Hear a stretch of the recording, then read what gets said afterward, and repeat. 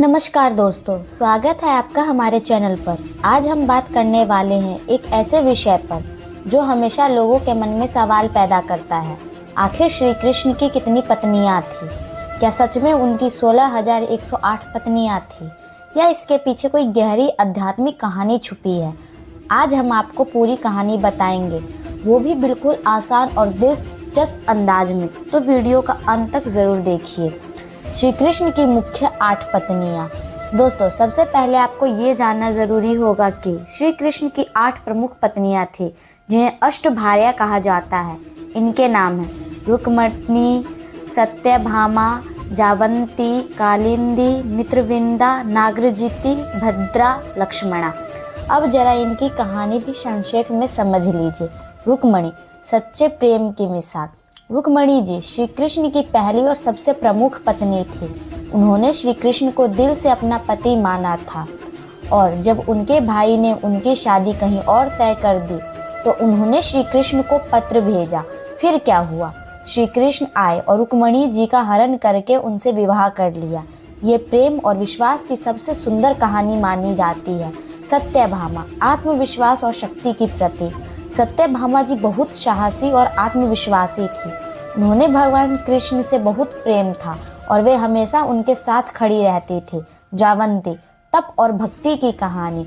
जामवंती जामवान की बेटी थी। एक युद्ध के बाद जामवान ने अपनी बेटी का विवाह श्री कृष्ण से कर दिया।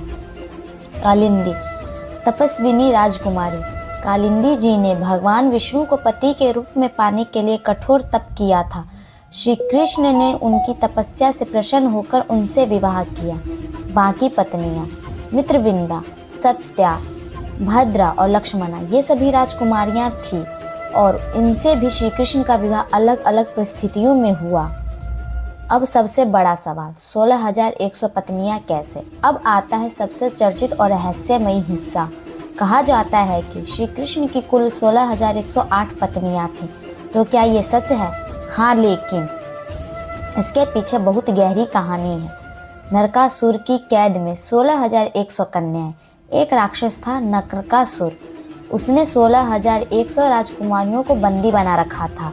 ये सभी कन्याएं अलग अलग राज्यों की थीं और उन्हें जबरदस्ती कैद में रखा गया था। श्री कृष्ण का युद्ध। जब श्री कृष्ण ने को ये बात पता चली तो उन्होंने नरकासुर से युद्ध किया और उसे मार गिराया। इसके बाद उन्होंने उन सभी कन्याओं को मुक्त कराया। समाज का डर। अब सोचिए, वो 16,100 कन्याएं जो इतने समय तक कैद में रही, समाज उन्हें स्वीकार नहीं करता।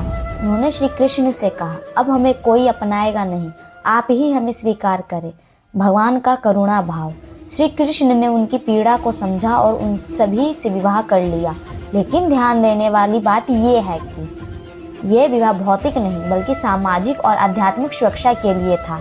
आध्यात्मिक अर्थ। दोस्तों, इस पूरी कहानी का एक गहरा आध्यात्मिक मतलब भी है। 16,100 पत्नियां क्या दर्शाती है? कुछ विद्वानों के अनुसार ये 16,100 जीवात्माओं का प्रतीक है। श्री कृष्ण परमात्मा है और हर आत्मा का लक्ष्य परमात्मा से मिलना है। यानी ये संख्या एक प्रतीक है भक्ति और आत्मा के मिलन का। एक और चौंकाने वाली बात, कहा जाता है कि श्री कृष्ण ने सभी 16,108 पत्नियों के लिए अलग अलग महल बनाए थे और वे हर एक के साथ अलग अलग रूप में रहते थे। है ना अद्भुत? ये उनकी दिव्य शक्ति को दर्शाता है जिसे हम योग्यता कहते हैं। तो दोस्तों, अब आपको समझ आ गया होगा कि श्री कृष्ण की 8 मुख्य पत्नियां थीं और 16,100 विवाह उन्होंने सामाजिक और करुणा के लिए किए थे। इस पूरी कहानी के पीछे एक गहरा आध्यात्मिक संदेश छुपा है। अगर आपको ये वीडियो पसंद आया हो तो लाइक करें, कमेंट में बताएं कि अगला वीडियो किस टॉपिक पर चाहिए और चैनल को सब्सक्राइब करना ना भूलें। मिलते हैं अगली वीडियो में, तब तक के लिए जय श्री कृष्ण।